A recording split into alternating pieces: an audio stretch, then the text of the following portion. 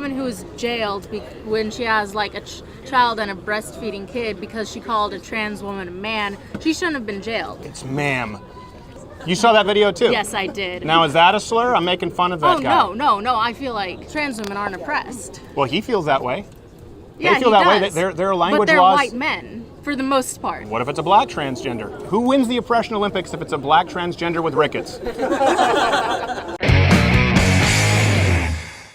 Time for some bonus footage from the recent Change My Mind at UT Austin. Now remember, this Change My Mind setup was a bit different. We first let the students debate on a number of different topics, but I did eventually sit down with some students myself in the more traditional format, as you'll see here. Since the 4th of July is right around the corner, I wanted to include this conversation with Elise about why America is superior to all other countries. Watch, enjoy, and let me know in the comments section below what it is that you believe makes the United States the greatest country in the world. Happy 4th. All right. What's your name? I'm Elise. Elise. I'm sorry to hear that you were hit by a scooter. Yes, I was. Earlier. It's not fun. So we weren't even discussing this today. We just didn't happen to have the Build the Wall poster. But it seemed like you were passionate about this. I do stand by it. I do believe that the United States is the greatest country in the world. And if you disagree with me, you're more than welcome to change my mind, Elise. Okay, I will say I do think America is great. I just think there are some things that make it not the greatest in the world. Maybe on par with some other countries, but not greater than them. Okay, so which countries would you say are greater than the United States, and why? Probably countries that have universal health care and stuff like that. Okay. I feel like that's a big issue with America. So, like, could you name me some countries? Like Canada and England and stuff. What happened? Did someone throw something at you? No, they started laughing. Oh, that's okay. That happens. I know. Usually when I say something dumb. Yeah, so it's okay. So Canada or the UK? Yes. Do you believe that or did you say Canada or England specifically? I said UK, basically. Okay. Yeah. So, and all of those, they're in. Talking about any countries? Basically, yeah. Okay. You believe they're better than the United States? Not better, but I think the US is on par with them. I don't think any of them are greater than, like, the other. Because Okay. I feel like, I just don't think America can be called the most superior country on earth when people are dying because they can't afford medication. I do. Yeah, for a couple of reasons. Not only because our healthcare is better than those countries.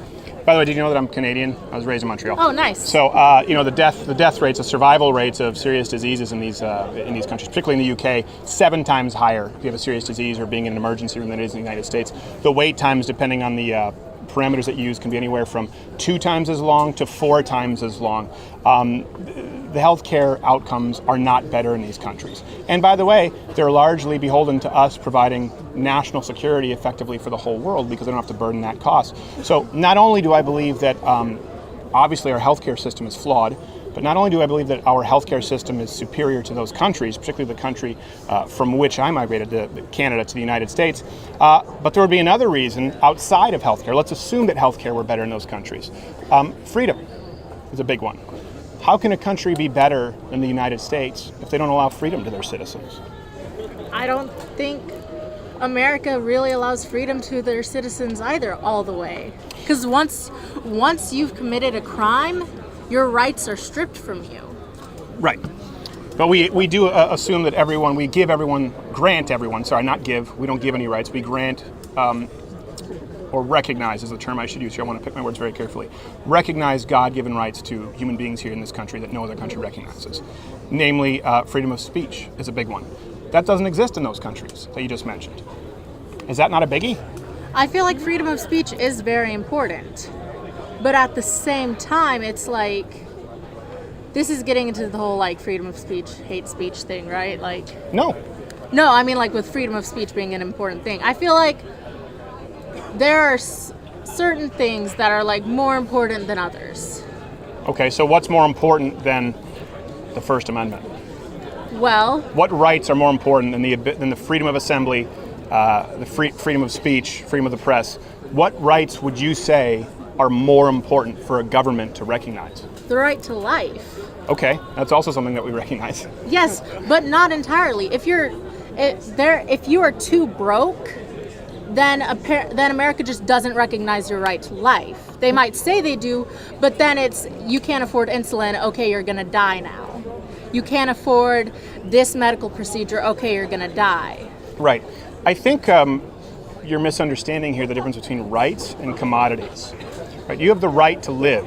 You have the right to seek the best health care possible for yourself. You do not have the right to force someone else to provide you with health care. You do not have the right to have somebody else create, invest, go through red tape and FDA approval process, study, become a doctor, go to medical school, get hundreds of thousands of dollars into debt, and force them to provide you with medical procedures or drugs simply because you can't afford them. That is not a right. That's a good. That's a commodity. But that's the thing, is I think that should be a right. You should But it doesn't have mean the that right. it is. You should have the right, but that's exactly what I'm saying, though. That's why America's not the most superior, because they don't see that as a right. Sure, but we do see, I would say this, and maybe we just won't be able to agree. Freedom of speech, to me, is more important. I think that's a much more valuable fundamental right than forcing somebody else to give me free health care. You disagree with that? Well, I feel like, because I do feel like freedom of speech is an amazing thing. It's great that we're able to sit down and talk and have debates on whatever we want because we have that right. Right. But at And it doesn't exist in these other countries. We wouldn't be able to do this. But I do believe, like, there's just a huge flaw in the fact that people are dying because they cannot afford things. But more people are dying in these other countries because their healthcare systems are worse. But The mortality rates, the survival rates of diseases like cancer, terminal diseases, not to mention the diseases that are not being cured in these other countries, the major treatments are coming out of the United States because of medical innovation and research, which doesn't occur under a socialized system. So if you're talking about people dying because of healthcare, more people are dying because of lack of access to good care under socialized healthcare systems than the United States. No system is perfect, but are you willing to give up your freedom of speech, your Second Amendment rights, but let's just go with freedom of speech? You're willing to give that up for a worse healthcare outlook overall, provided that it's given to you at gunpoint by another taxpayer? if I wasn't allowed to say certain things, like if I wasn't allowed to, I feel like there are things that people shouldn't be allowed to say. Okay. Is the thing. That's so you my don't stance. support the first. So freedom of speech is not necessarily something you support. Now this. Okay. I don't necessarily support people. People shouldn't be allowed to say. Like people shouldn't be able to say. Do not say fire in a crowded theater, please. I mean, like that. Yeah, definitely not. But that is technically like that incites a riot. Like that's already not. Like you could already get in trouble for saying Yes. that. Like, That's not because of speech. That's because it's a lie. yeah. Yeah. But I feel like people shouldn't be able to like. We already have restrictions on freedom of speech here. You're not allowed to incite violence against people. Like it's like That's not a restriction on or freedom of not speech. that. It's like in a crowd, you're not allowed to like. You're trying to think of an example. It's not saying fire, aren't you? No, I'm not. But That's what everyone says. I'm trying to think of. You shouldn't be allowed to like. I shouldn't be allowed to go around calling people the N-word. Why not? Because that's a slur. Like Sure. that's not something Sure. I should be allowed to say. Why not? Because that's an offensive word. That's a slur. It's an offensive word, absolutely. Someone just called me a idiot. Right? Should I be able to have these guys haul them away in cuffs? Well, no, I don't think cuffs is. That's. Well, what do you do? What do you mean you shouldn't be allowed to say it? What should the ramifications? By the way, people shouldn't walk around calling black people the N-word, okay? I think we both agree on that. But you said people shouldn't be allowed to. I think there should Why be. Why not? Because that's not okay. Like. It's not nice. So what would you do to someone who uses the N-word? What should be done? There should be like a small fine or something, like to like deter them from saying that. Like people shouldn't be allowed to call me a like that's a slur. I think people should be allowed to. I think it's mean. It's a word that's been used to oppress lesbians for like years. Like like it shouldn't be allowed to be. You shouldn't be allowed to call a gay person a That's like not okay. Why not? Because Saying it's not okay or that it's wrong or that it's offensive doesn't mean that it's not a right. it's like those words have been used in oppressing these people for like a very long time. Okay. It's kind of like it's Those For example, people who were in position, the N-word, people who were in position, I want to make sure that we understand and kind of save us some time. For example, with the N-word, people in positions of power, not only plantation owners, but people in government, right, who supported slavery in positions of power, use the N-word as a way to degrade and assert their power over black people, right? Yes. Okay, so these are people in government, people in positions of authority who use this term. Why would you want to grant the right to legislate language to people in positions of power or authority? I just feel like you're giving that power away to the patriarchy. Those words specifically dehumanize people. Sure, but the point is, someone is going to be determining what language is allowed or not, right? You want to give that right over to the government. Maybe not. You want Donald Trump to determine what you can or cannot? No, I don't want Donald Trump. Okay, so the next guy. Donald Trump should be the president. Well, who cares? So the point is, I feel like that's part of why America isn't superior is because of Trump. But the point is, right now, it's going to go straight to the top. You want him in charge of language? No, I feel like it should be like a national vote. Like, that's what I think. So do you believe that all rights come from a national vote? Well, no. But okay. I feel like certain things should. Well, okay, let me give you this as an example. In these other countries like Canada, where I come from, you have comedians who've been jailed for offensive jokes. There's actually a friend of mine named Mike Ward who was put before Human Rights Tribunal and I believe fined $150,000 or $50,000 for a joke that offended a kid from a Make-A-Wish Foundation. You have people who are arrested left and right in Europe. In the UK, there was a man who was actually, I believe, fined because he was doing a cover of Kung Fu Fighting at a karaoke bar, and an Asian person said that that was offensive to him. When you have the government determining what language is and is not acceptable, that's a very dangerous precedent to set. Where's the line? What you find offensive might not be offensive to someone else. What someone else finds offensive, who may be in power for those 4 years, may be completely acceptable to you. Why would you support giving that right over to the government? Furthermore, most movements, civil rights movements, the LGBT movement, right, the gay pride movement, these movements have been created by people who would be presumed to be underclass or the oppressed, right? And they did it through language. They did it non-violently. They got legislation passed. Why would you want to strip them of their language or grant the authority to the government to strip minorities of their language? I'm saying that we should make it to where people that aren't of the minority can't call the people of the minority slurs against that minority. But minorities and majorities change all the time, right? That's the whole point to a constitutional republic, to protect the rights of the minority from a majority.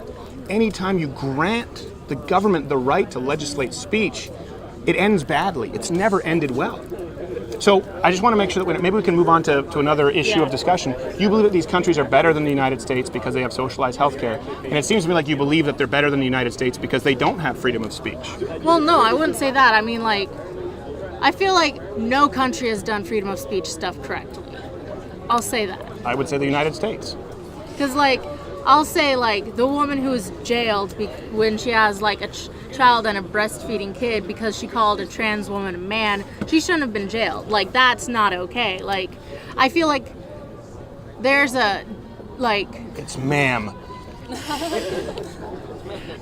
You saw that video, too? Yes, I did. Now, is that a slur? I'm making fun of that guy. No, I feel like... But he does. Trans women aren't oppressed. Well, he feels that way.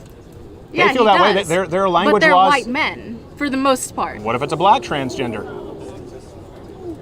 They're men for the most part. Who wins the oppression Olympics if it's a black transgender with rickets? The point is, you can't deter. This is the problem with identity politics, right? You just said, well, no, hold on a second. So, because he's a white man, he's not oppressed. Well, he thinks that, and you have these bills, you have these pieces of legislation that are being proposed that would outlaw misgendering people. I mean, you see that in Canada, that's right? an awful thing. Why is it awful? That's not oppression. They see it as oppression. Because someone called them the wrong gender. I've been called a dude before, multiple times. I don't know. I hope maybe that was a guy who was hitting you on the scooter. Could have been drunk. I would never confuse you for a dude. But, like, so what? Like, that's not the same as, like, someone tried to, like, but they want to literally take your rights away. They want to do the exact same thing to you that you want to do to people who might use the word or do you understand? But I've been hit before with the word being hurled at me. But they've been hit with someone calling them a tranny, or they've been hit with, God forbid, being called a man.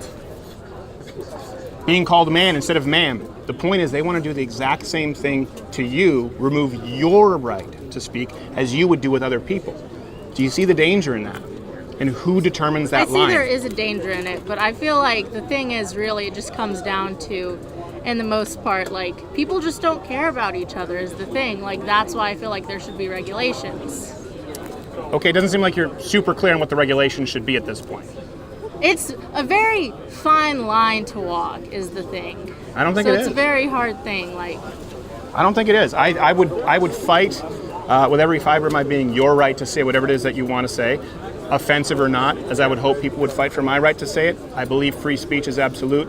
I do not believe that places like the UK or countries like my place where I was raised in Canada have it right. I think they have it wrong. I think it's an atrocity. I think it's a violation of human rights, one of the most fundamental human rights. And I think that far and away is what makes the United States the greatest country in the world, along with also really good healthcare and a kick-ass military.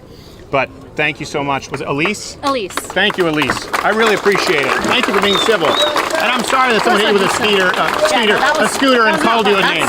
I would never do that. USA! USA! USA! USA! USA!